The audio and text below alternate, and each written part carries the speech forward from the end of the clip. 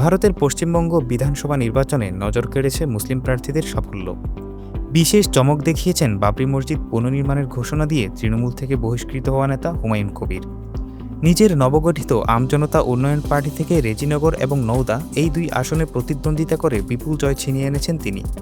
রেজিনগরে তার প্রাপ্ত ভোট 1,23,536, যেখানে জয়ের ব্যবধান 58,876 ভোট।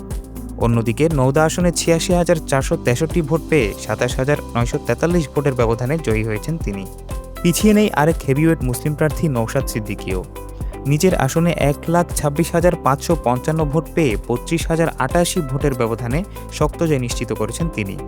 অন্যদিকে বিজেপির হেভিওয়েট প্রার্থী আশিস দাসকে 59,747 ভোটের বিশাল ব্যবধানে হারিয়েছেন তৃণমূল কংগ্রেসের আরেক মুসলিম প্রার্থী আব্দুর রহিম বক্সি।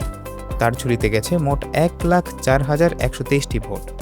এছাড়াও তৃণমূল কংগ্রেস এবং ইন্ডিয়ান ন্যাশনাল কংগ্রেসের টিকিটে প্রতিদ্বন্দ্বিতা করা আরও বেশ কয়েকজন মুসলিম প্রার্থী এবারের নির্বাচনে জয়ের ধারা অব্যাহত রেখেছেন। উল্লেখ্য, রাজ্যে ক্ষমতায় আরোহণ করতে যাওয়া বিজেপি নির্বাচনে কোনো মুসলিম প্রার্থী দেয়নি।